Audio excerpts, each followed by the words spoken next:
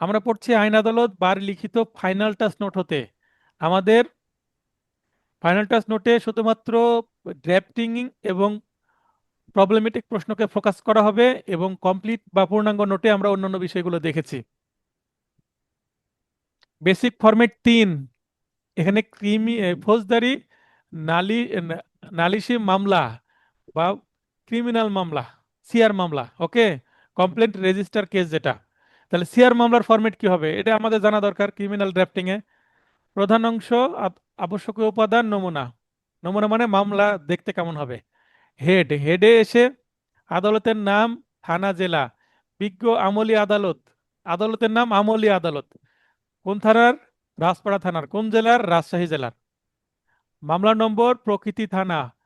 তাহলে এখানে সিআর মামলা নং, মামলা নম্বর ফাঁকা, কারণ মামলার এখনো জন্মই হয়নি, কেবল জন্ম হতে চলেছে। ফাইলিং দিব, ফাইলিং হওয়ার পরে 1 ঘন্টা পরে বা 2 ঘন্টা পরে বা বিকেলে ওই স্টাফ মামলা নাম্বার রেজিস্টারও ফেলবে এবং মামলার নাম্বার উপরেও দিবে। তারপর আমি রেজিস্টার থেকে আমার মামলার নম্বর নিব। বুঝেছেন? জি স্লাইড 2026 মানে সাল, এবং এখানে ব্র্যাকেটে কি থানার নাম্বার দিতে হবে। এখানে দেখেন থানা লিখেছি, এখানে আর মামলার প্রকৃতি, এই যে সিআর হচ্ছে মামলার প্রকৃতি, ঠিক আছে। জি আর রাজপাড়া হচ্ছে থানার নাম্বার দিতে হবে, কারণ প্রতিটা থানার জন্য আলাদা আলাদা নাম্বার পড়ে। যেমন এখানে যদি 100 নম্বর মামলা হয়, রাজপাড়া থানারও 100 নম্বর মামলা আছে, বোয়ালিয়া থানারও 100 নম্বর মামলা আছে, পুঠিয়া থানারও 100 নম্বর মামলা আছে। তাহলে থানার নাম্বার উল্লেখ না করলে কি বোঝা যাবে না। ক্লাস 6-এ রোল নাম্বার 1 আছে না কোনো স্টুডেন্টের? আবার ক্লাস জি 7-এ যাও রোল নাম্বার 1 আছে। তাহলে ক্লাস 7-এর জি রোল নাম্বার 1 না 8-এর রোল নাম্বার 1 না 6-এর রোল নাম্বার 1? এটা শ্রেণী উল্লেখ না করলে সবাই তো রোল নাম্বার 1। এই রোল নাম্বার মনে করেন যে কি হচ্ছে, পিটি বা অ্যাসেম্বলি হচ্ছে, আমার সোনার বাংলা আমি তোমায় ভালোবাসি, তাই না? এবং জি ওয়াদা, আমি ওয়াদা করিতেছি যে, এটা কি অ্যাসেম্বলি বলে, তাই না, সমাবেশ। তো এই সমাবেশে রোল নাম্বার 1 সামনে আসো। এখন কোন ক্লাসের রোল নাম্বার 1 সামনে আসো, না বললে সমস্যা না। জি জি জি তার মানে যদি বলে দেয় ক্লাস 10-এর রোল নাম্বার 1 2 3 সামনে আসো, তার মানে তারা আজকে কি করবে, লিড দিবে। তার মানে স্পেসিফিক হলো, ক্লাস উল্লেখ করতে হবে, তার মানে থানা উল্লেখ করতে হবে, ওকে। তাদের এখানে থানা আছে, দুই জায়গায় উল্লেখ হবে, আদালতের নামের সাথে এবং ওই মামলার নম্বরের পাশে। হ্যাঁ, দুই জায়গাতেও, কারণ যখন আমলি আদালত থেকে মামলাটা বদলি হয়ে যাবে বিচার ফাইলে, তখন মনে করেন যে এটা চলে গেল হচ্ছে জুডিশিয়াল ম্যাজিস্ট্রেট আদালত 3 রাজশাহী, তখন তো আর সেখানে রাজপাড়া শব্দটা থাকবে না ভাই। জি জি ঠিক। তখন ঠিক আপনি আছে যদি স্যার। এই মামলার নাম্বারের পাশে রাজপাড়া না লেখেন, তখন আবার ওই একই কনফিউশন হবে, কোন শ্রেণীর রোল নাম্বার 1। বুঝতে পেরেছেন? তার জি মানে জি রাজপাড়া এটা হচ্ছে আমলি আদালতের পরিচিতি, আর রাজপাড়া নিচেরটা হচ্ছে মামলার পরিচিতি, কোন থানার মামলা, ঠিক ওকে, আছে। দুইটাই লাগবে। জি স্যার। আইনের নাম সহ ধারা অবশ্যই দিতে হবে। ক্রিমিনাল মামলার পিটিশনে, ক্রিমিনাল মামলার আর্জিতে দুই জায়গাতেই পিটিশন কি দিতে হয়, ধারা দিতে হয়। দ্য পেনাল কোড 1860 এর 323, এখানে স্ল্যাশ অর্থ অথবা না, স্ল্যাশ অর্থ উভয়কে সহ। বোঝাবে। 300 মানে দুইটা সেকশনের মাঝখানে কমা দিলেও হয়, কিন্তু আদালতে প্র্যাকটিসে স্ল্যাশই দেয়। স্ল্যাশ মানে কিন্তু অথবা নয়, না তাই মানে দুই সহ, এখানে প্রথমে মানে এই স্ল্যাশ মানে সহ। সহ 323 ধরাচ্ছে, সহ হ্যাঁ। 25, 307, 506 এর দ্বিতীয় অংশ, এবং 34, 34 মানে কমন ইন্টেনশন। এটা আমার কিন্তু জি। রিয়েল কেস, আচ্ছা বিগত আচ্ছা। সালের প্রশ্ন থেকে নেওয়া ফরম্যাট। পক্ষদের নাম, ফরিয়াদি বা নালিশকারী, এখানে প্রশ্নে নজরুল শব্দটা আছে, ভিকটিমের বাবার নাম নজরুল, ভিকটিমের নাম সিরাজ, প্রশ্ন আছেই। তাই আমাকে এখানে নজরুল লিখতে হবে, এখানে সিরাজ লিখলে আবার ভুল, আবার লিখলেও ভুল। আর এখানে আসামির নাম, আসামির নাম প্রশ্নের মধ্যে নাই, তো আমি ইচ্ছা মতন খ ও ঘ সহ, খ, গ ও ঘ সহ অজ্ঞাতনামা 4 5 জন। তার মানে এখানে আমি ইচ্ছা মতো নাম দিলাম। আমি রহিম করিমও নাম দিতে পারি, কোনো সমস্যা নাই।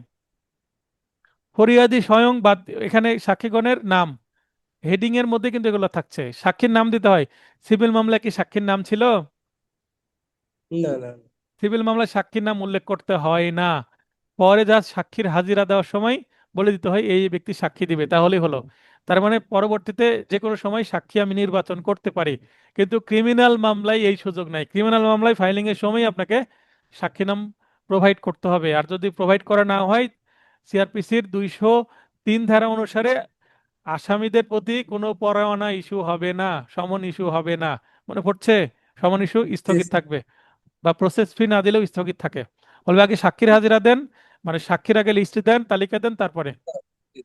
সিরাজ মানে ভিকটিম, পিতা নজরুল সাং, dot dot dot dot dot দিয়ে দেবো, তারপরে সাক্ষীর নাম পিতার নাম ডট ডট দিয়ে দিচ্ছি। তারপরে 4 নাম্বার পিতার নাম। আচ্ছা, আমাদের এত কিছু লাগবে না, 3, 4 ও 5ও লাগবে না। ঠিক আছে। এখানে আচ্ছা ঘোষপাড়া থানা, রাজপাড়া জেলা, রাজশাহী সহ আরো অনেকে প্রয়োজনে মান্য করবো, এটা বাস্তবের মতো করে দিয়েছি। যদি ঘটনাস্থলের স্থান, থানা এবং জেলার নাম উল্লেখ থাকে, তাহলে তখন আপনাদেরকে এভাবে রাজপাড়ার কাছে ওই উক্ত থানার নাম, রাজশাহীর কাছে ওই উক্ত জেলার জেলার নাম। নাম, এবং ঘোষপাড়ার কাছে ওই উক্ত ঘটনাস্থলের নাম দিতে হবে। এই কারণে আমি এখানে হেল্প করার জন্য দিয়েছি, কিন্তু আমার কাছে ক্লাস টেস্ট দিয়ে দিয়ে এই জিনিসগুলো কনফিউশন দূর হবে। অনেকে যতই বুঝিয়ে দিয়ে পরীক্ষার খাতায় ভুল করবেন।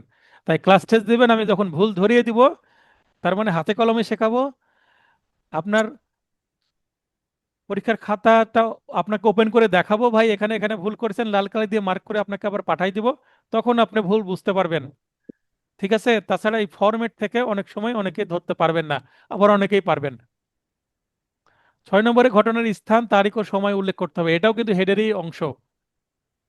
ঘোষপাড়া মোড় সরকারি রাস্তার উপর, বিগত 9/2/2026, রাত্রি অনুমান 11 ঘটিকা। ঘটিকা মানেই সময়। ঠিক আছে। জি তাহলে জি। ঘটিকার সময় কথা উল্লেখ করার দরকার নাই, ঘটিকা দিলে সময় শব্দটা বলার দরকার নাই। এরপরে চলে যাবো আমরা কি, বডি। বডি নালিশের বর্ণনা, মানে কি বিষয় আমি নালিশ করছি, সমস্যাটা কি। ওই যে ছোট ছেলে মায়ের কাছে এসে কান্না কান্না করে এসে বলছে যে মা আমার ভাই মেরেছে, তখন কিরে বেটা কি হয়েছে বল। তো কি হয়েছে তখন ছোট ছেলে বলতে শুরু করবে, তো এইটা হচ্ছে বলতে শুরু করা, কি ঘটনা, তাই না? জি জি। নালিশি পক্ষে বিনীত নিবেদন, এই যে, তার মানে এই দরখাস্ত আমরা বিনীত নিবেদন শুরু করে না ওই স্টাইলে আদালতকেও সম্মান দিচ্ছি,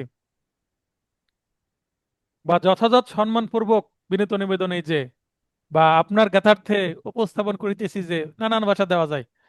আপনারা বাস্তবে অনেক সাধু ভাষায় লিখা ফরম্যাট দেখবেন, কিন্তু আপনারা সাধু ভাষায় লিখবেন না পরীক্ষার খাতায়। পরীক্ষার খাতায় চলিত ভাষাতে লিখবেন। আপনি ড্রাফটিং সাধু ভাষায় লিখলেন, কিন্তু অন্যান্য প্রশ্নের উত্তর চলিত ভাষায় লিখলেন, তাহলে গুরু চণ্ডালী দোষে বারিত হইবেন। ঠিক আছে। আচ্ছা তাহলে আপনি ড্রাফটিং ও চলিতে, অন্যান্য প্রশ্নের উত্তরও চলিতে, কারণ আমি সাধু ভাষায় তো দিইনি। ইভেন আমি বাস্তবে কি করি, আমি মামলার ফাইলিং কিন্তু সাধু ভাষায়, যদি সিনিয়রের অনেক ড্রাফটিং আমার কাছে আছে, সেগুলো আমি কি করি, চলিত ভাষাতে আমি কনভার্ট করে ফেলি। আমি সাধু ভাষাতে যেগুলো ছিল সেগুলো চলিত ভাষায় কনভার্ট করে সুবিধাজনক করে ফেলছি। তাহলে বুঝতে সুবিধা হয়, বিশেষ করে যখন মামলা প্রমাণের সময় আমি বাদী পক্ষে মামলা ফাইলিং করছি, বাদীকে বোঝানোর জন্য সহজ হয়। আরজির ভাষা যদি আমি সহজ করি, এইটার একটা কপি যদি বাদীকে দিয়ে দিই, বাদী যদি একটু পড়াশোনা জানে, বাদী নিজে পড়ে অনেকটা বুঝে যাবে, আমার শেখাতে জি জি। সুবিধা হবে, জবানবন্দি দিতে অসুবিধা হবে না। আর আমি খুব গাম্ভীর্য ভাষা দিলাম, দুর্বোধ্য ভাষা দিলাম, বাদী বোঝেই না, বাদী তো দূরের কথা, যদি নতুন কোনো ম্যাজিস্ট্রেট হন তারও বুঝতে সমস্যা হচ্ছে, হয়তোবা গুগলে সার্চ দিতে হচ্ছে শব্দের অর্থ জানতে, তাহলে তো বিপদ, তাই না? জি জি। তাহলে সাধু ভাষা অ্যাভয়েড করবেন। জমি জমা সংক্রান্ত পূর্ব শত্রুতার জের ধরে, পূর্ব শত্রুতা মানে মোটিভ, কারণ আমি জানাই দিলাম যে এই হচ্ছে কারণ, তাই এই এই কারণে মেরেছে। 1 থেকে 2 নং আসামিদ্বয় ভিকটিম মোহাম্মদ সিরাজ আলীকে প্রায়ই প্রাণনাশের হুমকি দিত। উক্ত বিষয়ে ভিকটিম মোহাম্মদ সিরাজ আলী রাজপাড়া থানায় ইতিপূর্বে একটা পূর্বের তারিখ দিবেন ঘটনার, 2-3 মাস আগের তারিখে একটি সাধারণ ডায়েরি করেন, যার রাজপাড়া থানার জিডি নং এত। তার মানে এই বিষয়ে একটা জিডি আছে, যদি জিডি থাকে, জিডির কপি যদি মামলায় দেওয়া হয়, মামলা আরো কি হয়, স্ট্রং হয়। এবং জিডির কপিটা একটা দারুণ ডকুমেন্টারি এভিডেন্স হয় ক্রিমিনাল মামলায়। ওকে। জি। এর ধারাবাহিকতায়, এই যে শত্রুতার ধারাবাহিকতায় যে হুমকি দিচ্ছিল, সেই হুমকি ধারাবাহিকতায় ঘটনার দিন এত তারিখ, যেটা উপরে উল্লেখ করেছি সেই তারিখ, এবং ওই সেই সময় 11টা, 1 থেকে 2 নং আসামিদের অজ্ঞাতনামা 4-5 জন আসামি, ঘটনাস্থল উপরে যেটা উল্লেখ করেছে সেটাই, ঘোষপাড়া মোড় সরকারি রাস্তার উপর ভিকটিমকে একা পেয়ে অতর্কিতভাবে হামলা করে। অতর্কিতভাবে মানে হঠাৎ, মানে আসামি এমন ভাবে আঘাত করেছে ভিকটিম বুঝতেই পারেনি। এক নং আসামি হত্যার উদ্দেশ্যে ভিকটিমের পেটে ছুরি দিয়ে আঘাত করে গুরুতর রক্তাক্ত জখম করে। ভাই আমি ধারাতে কি কি উল্লেখ করেছি? আমি ধারাতে 307 এবং 326 উল্লেখ করিনি? জি স্যার। এই নেন 307 আর 326, চলে আসলো না? জি জি। হত্যার উদ্দেশ্য মানে কি 307, আর গুরুতর রক্তাক্ত জখম কি দিয়ে? ছুরি দিয়ে, 326-এ চলে আসলো। এখন আমি ধারা এক উল্লেখ করলাম, আর বর্ণনার সাথে আমার ওই ধারা ম্যাচিং করে না, তাহলে ড্রাফটিং দুর্বল হয়ে যাবে না? ফরম্যাট ঠিক জি জি থাকলেই হবে না, স্যার। আমাকে বর্ণনাতে আবার ম্যাচিং করাতে হবে। হ্যাঁ, রাশিদ আপু বলেন। স্যার এখানে স্যার হবে ওখানে মানে যে চুরি হবে, চুরি চুরি দেওয়া আছে, এই জায়গাটা ঠিক করতে হবে। Thank you, thank you. ক্লাসের আগে এগুলো দেখাই দিবেন, তাহলে আমি আগে সংশোধন করেই ক্লাসে করব। আপনাদের রাশিদা আচ্ছা আপু ঠিক আর আছে স্যার। কামরুজ্জামান ভাইয়ের হোমওয়ার্ক দিলাম, আমার নোটটাকে পড়বেন। ক্লাসের আগে যতটুকু পড়া আছে পড়ে আমাকে অন্তত 1 ঘন্টাকে ফিডব্যাক দিয়ে দিবেন, তাহলে আচ্ছা লাইভ ঠিক আছে ক্লাসে স্যার। আমাকে আর অপদস্থ হতে হবে না ছোটখাটো ভুলের জন্য। না ঠিক স্যার, আছে? অপদস্থ না, এটা এটা আমি মনে করি যে প্রিন্টিং মিস্টেক থাকে তো, সেজন্য এটা আমার তাহলে এটাই হলো না, মাথায় এটা থাকে। তো সবাই বুঝবে না, এটা নিয়ে আবার ইস্যু বানাবে যে কিছু জানে না, ভুল করে রাখছে। ছোটখাটো বিষয়, আপনি আচ্ছা। বুঝতে এইটা পারছেন। এই লেভেলে এসে স্যার না যদি বুঝে তাহলে কি বলবো আর স্যার। অনেক অনেক বেশি জেনেও আবার মাথা নষ্ট হয়ে আবার কি বলে, নিজেকে ডক্টর বলে দাবি করে কেউ কেউ, ও তখন স্যার আবার সমস্যা নিশ্চয়। হয়। না বেশি স্যার, ভাইরাল হওয়ার চিন্তা ভাবনা নাই তো। বেশি জানলেও সমস্যা। জি। 1 নং আসামি হত্যার উদ্দেশ্যে ভিকটিমের পেটে তাহলে কি ছুরি দিয়ে তো আঘাত করা যাবে না, বোঝাই তো যাচ্ছে, তাই না? জি তাহলে আঘাত করে রক্তাক্ত জখম করে, এতে ভিকটিম যন্ত্রণায় চিৎকার দিয়ে মাটিতে লুটিয়ে পড়ে, মরে গেলাম বাবা মা বলে চিৎকার করে পড়ে গেল, তাই না? জি জি। উক্ত সময় অন্যান্য আসামিগণ ভিকটিমকে এলোপাথাড়ি কিল, ঘুষি ও লাথি মারতে থাকে, এগুলো একেবারে রিয়েল ল্যাঙ্গুয়েজ। হ্যাঁ, এক পর্যায়ে 2 নং আসামি 1 আর 2-কে বেশি ভাসাতে হবে, তার কারণ তাদের সাথে শত্রুতা। আর 3, 4, 5 এগুলো কি ওই 1 আর 2-এর বন্ধু, অপরাধের সহযোগী, তাই না? হ্যাঁ, জি শিকদার ভাই বলেন।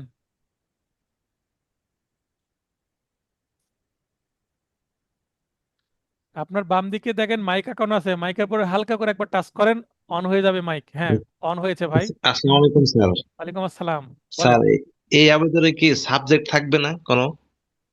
যেমন? মানে অন্যান্য যে আমরা আরজি। হ্যাঁ, যেটা পড়ছিলাম যে একটা সিআর মামলা নালিশের বর্ণনায় কিভাবে যে ধারাগুলো উল্লেখ করলাম সেই ধারার সাথে ম্যাচিং করে অপরাধের বর্ণনা দিব, তাই না? জি যে যে ধারা উল্লেখ করব, নিশ্চয়ই সেই ধারার অপরাধ সম্পর্কে আমার জ্ঞান থাকতে হবে। পেনাল কোড সম্পর্কে দক্ষতা না থাকলে আপনি কি করবেন, ধারা কম দিবেন, তাই না? সেগুলো আমি জি। শেখাবো রিয়াল কেসে, কম ধারা দিবেন, ওই কম বর্ণনা দিতে হবে, বেশি ধারা দিলে বেশি বর্ণনা। এক পর্যায়ে 2 নং আসামি তার হাতে থাকা হকি স্টিক, এটাকে হকি স্টিক না হকি স্টিক কোনটা? ওই হকি এটা স্যার। স্টিককেই সংক্ষেপে হকি স্টিকও বলা হয়, সমস্যা নেই। জি জি জি। দ্বারা হত্যার উদ্দেশ্যে, এটা বাঁশের লাঠিও লিখতে পারেন, তাই না? অথবা লোহার জি রডও লিখতে পারেন, নো প্রবলেম। মানে ভোঁতা অস্ত্র লিখতে হবে যেন 325 আসে।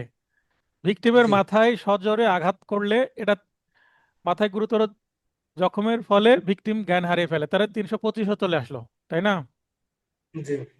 অতঃপর 3 থেকে 5 নং আসামি, 3 থেকে 5 নং সাক্ষীগণ সহ অনেকে ভিকটিমকে আসামিগণের কবল হতে রক্ষার উদ্দেশ্যে এগিয়ে এলে, তার মানে সাক্ষীরা আসলে তারা পালিয়ে যায়। মুহূর্তের মধ্যে একটা ঘটনা ঘটতে সাক্ষীরা তো আসবেই, তাই না? জি আসামিগণ দ্রুত মোটরসাইকেল যোগে ঘটনাস্থল ত্যাগ করে পালিয়ে যায়। ভিকটিমের পেটে ও মাথায় গুরুতর আঘাতের কারণে বর্তমানে তার অবস্থা আশঙ্কাজনক, তার উন্নত চিকিৎসার জন্য পরিবারের পক্ষ থেকে প্রস্তুতি চলছে। এমত অবস্থায় ফরিয়াদি সংশ্লিষ্ট থানায় মামলা দায়ের করতে গেলে থানার কর্তৃপক্ষ বিজ্ঞ আদালতে মামলা দায়ের করার পরামর্শ দেন। এই প্রশ্নের মধ্যে কিন্তু আদালতে মামলা দায়ের কথা বলা হয়েছে। হ্যাঁ, নালিশের জি। কথা বলা হয়েছে, এজাহার বলেনি। এজাহার মানে থানার মামলা, নালিশ মানে কোর্টের মামলা। আদালতে। জি ভিকটিমের চিকিৎসা চলমান থাকায় মামলা দায়েরে কিছুটা বিলম্ব হলো। তার মানে এটা মামলা কি করছে? ভিকটিমের বাবা। তাহলে সন্তান মরা মরা অবস্থা, মামলা করতে যাবে আগে না সন্তানকে বাঁচাবে? আগে জীবন বাঁচাবে। তাহলে ঘটনার কয়েকদিন পরে মামলা হবে, এটা আমাদেরকে লক্ষ্য রাখতে হবে। 3, 4 দিন বা 1 সপ্তাহ পরে, যখন ছেলে একটু স্টেবল হলো, এবার ছেলের কি, ছেলে অন্তত বাঁচবে, চিকিৎসা চলছে, প্রাথমিক চিকিৎসা এবং কিছুটা অপারেশন ছোটখাটো হয়েছে। এরপরে ডাক্তার এক্সরে করার পরে বলছে এর উন্নত চিকিৎসার জন্য এখানে নিয়ে যান, রেফার করছে, তাই না? জি। তো তার আগে মামলার কাজটা সেরে নিই, তারপরে উন্নত চিকিৎসার জন্য নিয়ে যাব। এই হচ্ছে প্ল্যান। তাহলে চলে গেল বডি, বর্ণনা দিলাম কে কিভাবে কি কাজ করলো। এবার বডিতে এসে আমাদের কি চাইতে হবে, মানে এবার আমরা বললাম এই মানে ওই যে ছোট ভাই মায়ের কাছে এসে কান্নাকাটি করলো যে আমার ভাই আমাকে মাথা চুলকাচ্ছে আর কান্নাকাটি করছে, যে আমাকে এই করলো এই করলো, এখানে মেরেছে এখানে মেরেছে, থাপ্পড় মেরেছে, কিলঘুষি মেরেছে, বলার পরে তো মেরেছে তো কি হয়েছে, তা এখন তুমি ওকে মারো, মানে মাকে বলছে যে মা তুমি এখন ছেলেকে মারো, মানে প্রতিশোধ নাও, বুঝেছেন, মানে বিচার চাই। মানে জি, সেদিনের ফটিকের মাখনের মতো, জি। হ্যাঁ, তাহলে এখানে মামলা করছে এতক্ষণ তো সব বর্ণনা দিল, এখন চাচ্ছেনটা কি? হ্যাঁ, এত প্রতিকার। কিছু পড়ছেন ওই যে থ্রি ইডিয়টের মধ্যে যে কেহনা কেহা চাহতে হো, নাকি কি বলতে চাচ্ছ? হ্যাঁ, कहना क्या चाहते हो। তো এতক্ষণ গল্প শুনলাম, কি চাচ্ছ কি বা কি চাচ্ছেন বলেন, সেটা ফুটে বলতে হবে, মানে প্রার্থনা। অতএব বিধায় প্রার্থনা উপরোক্ত কারণ ও অবস্থা দিনে ন্যায় বিচারের স্বার্থে আসামির বিরুদ্ধে যথাযথ আইনানুগ পদক্ষেপ গ্রহণের আদেশ দানে বিজ্ঞ আদালতের মর্জি হয়। যেমন আমরা সিভিল পিটিশনে যেরকম দেখলাম, এখানেও কিন্তু একই। এবং মজার বিষয় হচ্ছে সিভিল পিটিশন, ক্রিমিনাল পিটিশন এবং ক্রিমিনাল মামলার ওই প্রার্থনা একই একই স্টাইলে, ঠিক আছে? মানে সিভিল মামলা জি কিন্তু স্যার। স্পেশাল কিছু যত্ন নিয়ে করতে হয় এবং ফর্মালিটিস বেশি। ক্রিমিনাল মামলা এত ফর্মালিটিস লাগে না, বুঝতে পেরেছেন? জি আনুষঙ্গিক অংশ প্রয়োজন হলে দিব কি সংযুক্তি বা তফসিল যদি লাগে। সংযুক্তিতে কি কি থাকবে, যে এই মামলাতে চিকিৎসা কাগজপত্র থাকবে, তাই না? এক্সরে রিপোর্ট থাকবে, যদি আল্ট্রাসনোগ্রাফি করা থাকে আল্ট্রাসনোগ্রাফির রিপোর্ট থাকবে, জি ছাড়পত্র থাকলে ছাড়পত্র থাকবে, এবং কিছু ফটোগ্রাফি করব, হ্যাঁ, ছবি তুলবো, ব্যান্ডেজ করা আছে সেগুলো দেখবো। ব্যান্ডেজের আগে যে জখম, ওই অবস্থাতে যদি ছবি তোলা হয় খুব ভালো, কারণ জখমের ছবি যদি ক্ষত দেখে, কালারফুল ছবি, ওটা দেখলে তো জামিন দিবেন আসামিদের, বুঝেননি? জি এবং জি সহজে মামলা নিয়ে এফআইআর হিসাবে গ্রহণ করে থানায় পাঠিয়ে দিবেন। কারণ মামলাকে গুরুত্বের সাথে নেওয়া হবে যদি এই জখমের ছবি কাছ থেকে জুম করে নেওয়া হয়, এবং একটা দূর থেকেও নিতে হবে। কেন কাছ থেকে নিব? জখমের গভীরতা বোঝার জন্য, ভয়াবহতা বোঝার জন্য। আর দূর থেকে নিব এটা যে তারই জখম, ওই ভিকটিমেরই জখম, সেটা বোঝার জন্য। নাহলে অন্যের ছবিও তো ব্যবহার হতে পারে, তাই না?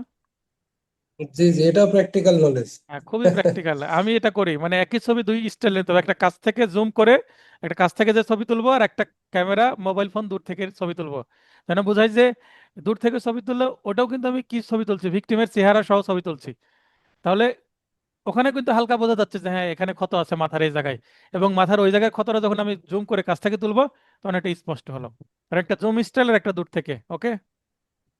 আর জি তফসিল কখন দিব? যদি ট্রেসপাসের ঘটনা থাকে, অর্থাৎ এখানে আসামিরা যে সম্পত্তির উপর দাঁড়িয়ে ট্রেসপাস করেছে, মানে বাদীর সম্পত্তির উপরে এসে বাদীকে মেরে গেছে, বাদীর বাড়িতে এসে বাদীকে মেরে গেছে, বাদীর জমিতে এসে বাদীকে মেরে গেছে, বা বাদীর আচ্ছা। পরিবারে কাউকে মেরে গেছে, তখন এখানে ট্রেসপাসের বিষয় থাকবে। তাহলে কোন সম্পত্তিতে কোথায় মারলো, তাহলে সম্পত্তির পরিচয় মানে তফসিল দিতে হবে। এমনি সরকারি রাস্তায় মেরেছে, এই যে সেখানে তাহলে লাগবে না। তাহলে এখানে সরকারি রাস্তায় মেরেছে, জি এখানে তফসিল দেওয়ার দরকার নেই, কারণ এখানে কোনো ট্রেসপাস নাই, সরকারি রাস্তা সবারই। বুঝতে পেরেছেন? ওই কারণে যদি থাকে দিয়েছি, সব ক্ষেত্রে লাগে না। ঠিক আছে। জি স্যার, বুঝতে জি পেরেছেন? এখন বাদী জি বা জি। বাদী পক্ষের সম্পত্তির উপরে এসে যদি মারামারি হয়, তাহলে কোন জায়গায় মারামারি হয় এটা স্পেসিফিক করার জন্য আমরা তফসিল দিয়ে দিই। ক্লিয়ার? চৌহদ্দিও দেওয়া লাগতে পারে, তো চৌহদ্দি খুব একটা লাগে না, তফসিল দিলে আরাম।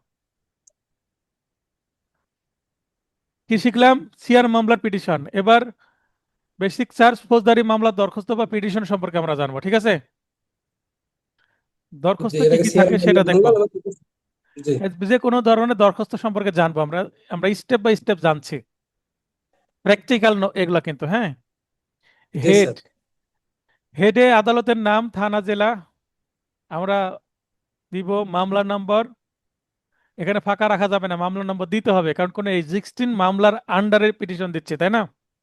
জি জি জি আইনের নাম সহ ধারা, মামলা তো থাকে এখানেও দিতে হবে। পক্ষদের নাম, এখানে ফরিয়াদি বা নালিশকারী উল্লেখ করব। আর এখানে আসামি, বাদী বিবাদী উল্লেখ করবো না, কারণ ক্রিমিনাল মামলায় আসামি থাকে সবসময়, তাই না? জি জি বিষয়টা কি? দরখাস্তকারী হাজতি আসামির জামিনের প্রার্থনা। তার মানে এখানে আসামি পক্ষে এবার জামিনের প্রার্থনা করছে আদালতে, ওই মামলাতে, বুঝতে পেরেছেন?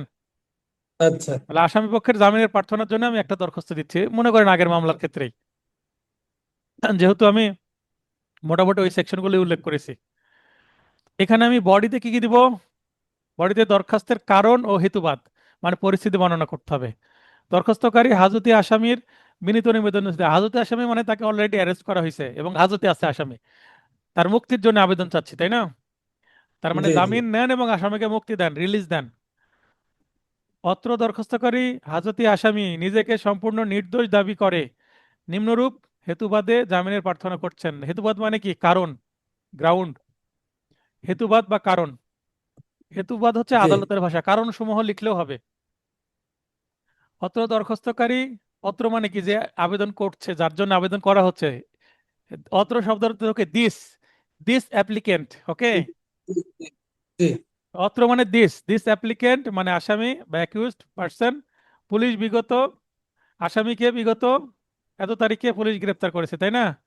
পর জি অদ্যাবধি, অদ্যাবধি মানে এই পর্যন্ত, টিল ডেট, টিল ডেট মানে এই তারিখ পর্যন্ত, সুদীর্ঘ সময় পর্যন্ত জেল হাজতে বিনা বিচারে আবদ্ধ আছে। তার মানে এখানে বিচার শুরু হয়নি, সাক্ষী তো স্যার শুরু হয়নি, তদন্ত চলছে। অত্র দরখাস্তকারী আসামি একজন বাংলাদেশের স্থায়ী নাগরিক। স্থায়ী নাগরিক না হলে সে যদি ভবঘুরে হয় তাকে কিন্তু জামিন দিবে না, কারণ ভবঘুরে পালিয়ে চলে যাওয়ার সম্ভাবনা বেশি, তাই না? জি অত্র মামলার এজাহারে বর্ণিত ঘটনার সাথে অত্র আসামি কোনোভাবে জড়িত নয়, ঠিক আছে? জি এখানে এজাহারে লিখতে পারেন অথবা দরখাস্তে লিখতে পারেন, ঠিক আছে? এজাহারে হবে না, জি এখানে হবে অভিযোগে, কারণ এখানে আমি নালিশকার, এখানে সিআর মামলা উল্লেখ করেছি, তাই না? হ্যাঁ এখানে এজাহার জি লেখার আচ্ছা সুযোগ নেই, ঠিক আছে? এজাহার লেখার সুযোগ নেই, এখানে আমরা কি করব? অভিযোগে এতে বা দেব মামলার বর্ণনায়। অভিযোগ এই এজাহার শব্দটা কেটে দিলেও সমস্যা নাই, যে মামলার বর্ণনায়, ঠিক আছে? তো মিথ্যা স্যার বর্ণনা ওখানে আছে বর্ণিত তো আছে স্যার স্যার বর্ণিত তো আছে তাহলে অত্র মামলার বর্ণিত ঘটনার সাথে ও ঠিকই হ্যাঁ, আছে তাও স্যার হলে এজাহারে হবে। যদি কেটে দিই তাহলে এজাহার কেটে দিলে জি হয়ে যাবে, তাহলে আর কনফিউশন থাকলো না, এজাহার লিখবো না, নালিশি লিখবো। জি জি দরখাস্তকারী আসামিকে অত্র মামলার জড়ানো হয়েছে, মিথ্যা বর্ণনা দিয়ে জড়ানো হয়েছে। অত্র মামলার আসামির নিকট কোনো আলামত উদ্ধার হয়নি, মানে মার্ডার ওয়েপন, ওই যে হকি স্টিক আর চাকু উদ্ধার হয়নি, এটা বোঝাচ্ছে, বা ছুরি। অত্র আসামি তার পরিবারের একমাত্র উপার্জনক্ষম ব্যক্তি, মানে সে এই শুধু আয় করে, বাকি মহিলারা এবং শিশুরা আয় করে না, এর আয়ের উপর পরিবারের রুজি রুটি নির্ভর করে, তাই না? এ- জি জি জি সুতরাং মানবিক কারণে অত্র আসামি জামিনে মুক্তি পাওয়ার হকদার বটে, ঠিক আছে? এই বটে এই শব্দগুলো ইউজ করবে, তাহলে বুঝবে যে এই ছেলে তো কোর্টে যায়, একটু নাম্বার বাড়াই দিই, আগ্রহ আছে, বুঝতে পারেননি? কোর্টে লাগবে। আচ্ছা জি এমত অবস্থায় বিজ্ঞ আদালত আসামিকে যে কোনো শর্তে জামিনে মুক্তি দিলে পলাতক হবে না এবং নিয়মিত হাজিরা প্রদান করবে। তার মানে হাজিরা প্রদান করার আমি কথা স্মরণ করে দিচ্ছি। অত্র আসামির পক্ষে উপযুক্ত ও স্থানীয় জামিনদার আছে। লাস্ট কোর্টে গিয়ে আমি বুধবারে একটা জামিন করাইছি এবং আমাদের ই বন্ড দিতে হয়েছে, ইবিএল বন্ড, খুবই সহজ। এবং পেশকার, জিআরও এদেরকে যে বাড়তি মাসোয়ারা দিতে হতো, এটার দেওয়া লাগছে না, বুঝতে পেরেছেন? আচ্ছা মানে বেল বন্ড তো আমি ফিজিক্যালি জি জি দিচ্ছি না, বেল বন্ড তো আমি প্রিন্ট করে দিচ্ছি না, সবকিছু অনলাইনে হচ্ছে। 400 টাকার সাথে আরো সম্ভবত 36 টাকা মতো কোর্ট ফি হিসেবে লাগলো। তার মানে 436 টাকা আমার বিকাশ থেকে কেটে নিল, বা নগদ থেকে যেভাবে দেবো, নগদ দিয়ে আমি দিয়েছিলাম, নগদ থেকে কেটে নিল। এবং সেটা অটোমেটিক সংশ্লিষ্ট আদালতের বিচারকের কাছে পৌঁছে গেল। বিচারক আমাকে আবার আধা ঘন্টা পরে একটা মেসেজ দিয়ে দিল, এসএমএস, যে আপনার বেল বন্ডটি গৃহীত হয়েছে। বুঝতে পেরেছেন? খুব চমৎকার সিস্টেম। আচ্ছা এবং আমি আচ্ছা একবার করে ফেলেছি, আমার তথ্যগুলো পোর্টালে থেকে গেল। দ্বিতীয়, প্রথমবার করতে আমার 10 মিনিটের মতো সময় লাগলো, এবং দ্বিতীয়বার বেল বন্ড যখন আমি দাখিল করতে যাব, ই বেল বন্ড, আমার 2 মিনিটও সময় লাগবে না। মানে আচ্ছা একটা আচ্ছা বেল বন্ড হাতে লিখতে 5 মিনিট লাগে, সেখানে 2 মিনিট আমার সাবমিট করতে সময় লাগবে না, কারণ সবকিছু আমি অটোমেটিক চলে আসবে নাম ঠিকানা। বুঝেন নাই? আচ্ছা জি স্যার অন্যান্য হেতু বা হেতুসমূহ শুনানিকালে মৌখিকভাবে উপস্থাপিত হবে।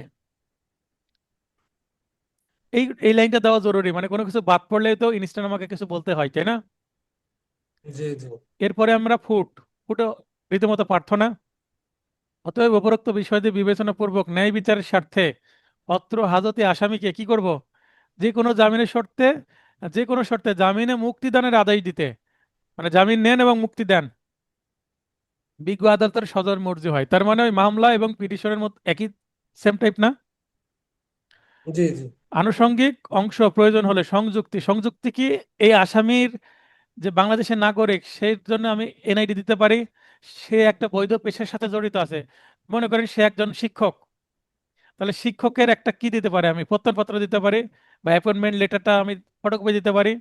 অথবা হ্যাঁ, সে তার মনে একটা করেন আইডি। জি মনে করেন সে একজন ব্যবসায়ী, তাহলে ওই স্থানীয় চেয়ারম্যানের কাছ থেকে একটা প্রত্যয়নপত্র পেশাগত সার্টিফিকেট এনে দিতে পারি। সে একজন ছাত্র, বা ট্রেড লাইসেন্স। সে জি সে ট্রেড লাইসেন্স, সে একজন ছাত্র, তার সার্টিফিকেট ফটোকপি দিতে পারি। বা সে একজন জি পরীক্ষার্থী, এক সপ্তাহ পরে তার এসএসসি বা এইচএসসি পরীক্ষা শুরু হবে, তাহলে পরীক্ষার প্রবেশপত্র এবং রেজিস্ট্রেশন কার্ড, পরীক্ষার প্রবেশপত্র। সূচিপত্র আমি জমা দিতে পারি। এগুলো রেলিভেন্ট। ওকে, জি স্যার। বুঝতে পারলাম? মানে আসামির প্রতি দয়া জি জি আনার জন্য আমার আদাত দেওয়া লাগে দিব, যেটি সংযুক্তি। সংযুক্তি অধিকাংশ ক্ষেত্রেই লাগে। রায়হান ভাই বলেন। আর ওই যে 4 নাম্বারটা এখন এই একটু সংশোধন করে নেন, দলখাস্ত লেখা আছে তো, ওটা একটু সংশোধন। Thank you, thank you. দরখাস্ত মানে দরখাস্ত বুঝে নিতে হবে, ঠিক আছে? ওটা একটু সংশোধনের জন্য হলো আর কি। এটা প্রথম, এই যে এই জায়গাটা প্রথম ভাবে আসছে তো এই কারণে। ঠিক আছে, ধন্যবাদ। আচ্ছা ঠিক। আচ্ছা, তাহলে এই হচ্ছে পিটিশন ফরম্যাট। এবার আমরা বেসিক ফরম্যাট 3 ও বেসিক ফরম্যাট 4 এর মধ্যে মিল ও অমিল মনোযোগ সহকারে দেখবো, তাই না? ঠিক সিভিলে যেমন জি পার্থক্য দেখলাম, এখানে পার্থক্য দেখা যাক। ভাই পার্থক্য করলে জিনিসগুলো ভালো বোঝা যায়, তাই না? জি জি জি স্যার। আবশ্যকীয় উপাদান, বেসিক ফরম্যাট 3 ফৌজদারি নালিশি মামলা এবং বেসিক ফরম্যাট 4 ফৌজদারি মামলার দরখাস্ত বা পিটিশনের পার্থক্য আমরা দেখবো। আচ্ছা, আদালতের নাম থানা এই দুই জায়গাতেই দিতে হবে, জেলা সহ। হ্যাঁ, দুই জায়গাতেই আমাদের দিতে হবে। তাই টিকচিহ্ন দিয়েছে, টিকচিহ্ন মানে দিতে হবে। মামলা নম্বর ও প্রকৃতি, এখানে মামলা নম্বর ফাঁকা রাখতে হবে, মামলা যেহেতু জন্ম হতে চলেছে, এখনো জন্ম হয়নি। ভাই যে শিশু জন্ম হয়নি সেই শিশুর আগে নাম রাখার দরকার আছে? জন্ম হোক, তারপরে আকিকা জি দিয়ে জি নাম রাখবেন, তাই না? জি সালো প্রকৃতি, আর এখানে পিটিশন মানে শিশুর আগে জন্ম হয়ে গেছে, এখন আকিকা দিয়ে নাম রাখা হচ্ছে, তার মানে এখানে মামলা নাম্বার পড়বে, টিক চিহ্ন। জি আইনের নাম সহ ধারা দুই জায়গাতেই দিতে হবে। পক্ষদের নাম দুই জায়গাতেই দিতে হবে। পক্ষদের ঠিকানা বাস্তবে দিতে হয়, কিন্তু পিটিশনের ক্ষেত্রে বাস্তবেও দেওয়ার দরকার নাই, ঠিক আছে? আচ্ছা। কারণ মূল মামলায় তো নাম ঠিকানা আছে, জাস্ট আমি নাম দিয়ে দেবো তাহলে হবে। তবে স্যারেন্ডার করার সময় আসামের পুরো নাম ঠিকানা অনেক সময় চাই, দেওয়ার দিলে ভালো হয়। স্যারেন্ডার করলে আচ্ছা। মানে আত্মসমর্পণ করলে, করার সময় কিন্তু অবশ্যই আসামের এনআইডি কার্ডের ফটোকপি দিতে হবে না, কারণ এই আসামি প্রক্সি দিচ্ছে কিনা এটা কিন্তু সন্দেহ সৃষ্টি হয়, তাই না? জি জি জি মানে একজন আসামি অন্যজনকে দিয়ে জামিন করানোর জন্য পাঠাই দিয়েছে, এরকম যেন না হয়, তাই এনআইডি কার্ড দিতে হবে। সাক্ষীদের নাম এখানে দিতে হবে মামলায়, কিন্তু পিটিশনে দেওয়ার পিটিশনে দরকার নাই। লাগবে না। পিটিশনে দেওয়ার দরকার নাই। বিষয় এখানে মামলায় দেওয়ার দরকার নেই, কিন্তু কি বিষয়ে দরখাস্ত সেটা অবশ্যই দিতে হবে, জামিনের দরখাস্ত দিতে হবে, তাই না? জি কিন্তু মামলার আর্জিতে বিষয় দেওয়া লাগে না। এটা যে মামলায় করতে, এটা যে ফাইলিং করছে, এটা বর্ণনা পড়লেই বোঝা যাবে, মানে বর্ণনার বিষয়বস্তু তো বিষয়। তাই এখানে জি মামলাতে বিষয় দেওয়ার দরকার নেই, কিন্তু পিটিশনে অবশ্যই বিষয় দিতে হবে, কি বিষয়ে দরখাস্ত, কি চাচ্ছেন আপনি, তাই না? জি এবার বডিতে এসে, তার মানে দেখেন 6টা ম্যাটার্স জাস্ট হেডে, আর বডিতে এসে নালিশের বর্ণনা করতে হবে, মামলার বর্ণনা, আর দরখাস্তের কারণ এবং হেতুবাদ বর্ণনা করতে হয় কোথায়, বডিতে, কি কারণে এটা চাচ্ছি আমি, তাই না? জি এবার চলে যাব আমরা ফুটে প্রার্থনা, সংক্ষিপ্ত প্রার্থনা দিতে হবে, এখানেও সংক্ষিপ্ত প্রার্থনা। তার মানে ক খ গ ঘ বিভিন্ন পয়েন্ট আকারে, ওই আরজির প্রার্থনার মতো দেওয়ার দরকার নেই, ঠিক আছে? ঠিক আছে স্যার। জি আনুষঙ্গিক অংশ, সংযুক্তি তফসিল যদি থাকে, সংযুক্তি প্রয়োজন হলে এফিডেভিট দেওয়ার দরকার হচ্ছে না, তাই না? জি জি কিন্তু পয়েন্ট টু বি নোটেড, কিছু কিছু মামলায় এফিডেভিট দেওয়া লাগে, ব্যতিক্রম। যেমন পিটিশন মামলা, নারী ও শিশু নির্যাতন দমন ট্রাইব্যুনালে নারী শিশু নির্যাতন আইন এর অধীনে যখন কোনো মামলা করা হবে, হ্যাঁ, সে মামলায় জি যখন থানায় করা হবে, থানায় জিআর মামলা হয়ে যাবে। কিন্তু যদি কোর্টে করা হয়, তাহলে সংশ্লিষ্ট কোথায় করতে হবে? ট্রাইব্যুনালে করতে হবে। আদালত যদিও যৌতুক কর্তৃক আইনের ট্রাইব্যুনাল। 11 গ ধারায় নারী শিশু আইনের হলেও সেটা ম্যাজিস্ট্রেট কোর্টে এখন নতুন বিধান করেছে, কিন্তু রেপ কেস বা মার্ডার কেস, যেটা নির্যাতনের পর মার্ডার, হ্যাঁ, রেপ জি করে মার্ডার, তো এই রেপ অ্যান্ড মার্ডার এগুলো যদি থাকে নারী শিশু আইনে, মলেস্টেশন, হ্যাঁ, এগুলো যদি থাকে, জি তাহলে আপনাকে থানায় মামলা না নিলে কোর্টে ওই সংশ্লিষ্ট ট্রাইব্যুনালে, নারী শিশু ট্রাইব্যুনালে মামলা করতে হবে। মামলা করার সময় অবশ্যই একটা 200 টাকার স্ট্যাম্পে কি দিতে হবে? নন রেজলিউশন স্ট্যাম্পে একটা এফিডেভিট দিতে হবে বাদীকে। বুঝতে পেরেছেন? এটা আচ্ছা। ব্যতিক্রম একটু। তা আমরা ব্যতিক্রম শিখবো না, আমরা কি শিখবো? এখন স্বাভাবিক প্রক্রিয়া শিখবো। স্বাভাবিক প্রক্রিয়া শিখবো। আর এটা আপনাদের নারী শিশু আইনের বিধানগুলো সিলেবাসের অন্তর্ভুক্ত নয়, জি জুডিশিয়ারিতে জি সেটা লাগে, কিন্তু আমরা কি করব? ওই নারী শিশু আইন তো আমাদের সিলেবাসে নাই, দরকার নেই আমাদের সেটা, অত জটিলে যাওয়ার দরকার নেই। ওটা যদি শিখতে যাই, যদি আমি 10,000ও ড্রাফটিং শেখাই, তাও আপনার শেখা শেষ হবে না। ওকালতে এমন জিনিস, তাই না? জি তাহলে এভাবে ফরম্যাট উপস্থাপনা করতে থাকলে বিভিন্ন ক্যাটাগরির শত শত ফরম্যাট দেখানো সম্ভব। সামাজিক জীব হিসেবে মানুষ একটি জটিল সমাজ ব্যবস্থার মধ্যে বসবাস করে। তার মানে সমাজের, সোসাইটির ইংলিশের যে ডেফিনেশন আছে, এইটা সমাজ বিজ্ঞানে, সোশ্যাল সায়েন্সে যারা স্টুডেন্ট দেখবেন যে the society is a complex whole. এই শব্দটার সাথে কেউ পরিচিত কিনা মনে করে দেখেন, অথবা মানে ডেফিনেশন অফ সোসাইটি, সোসাইটির ডেফিনেশনে মানে গেলে দেখবেন যে কমপ্লেক্স হোল শব্দটা আসবে। একটা বড় সমাজ বিজ্ঞানের এই সংজ্ঞা এটা। তার মানে এই সমাজ ব্যবস্থাটা খুব বড় ধরনের একটা সামগ্রিক বিষয়, জটিল।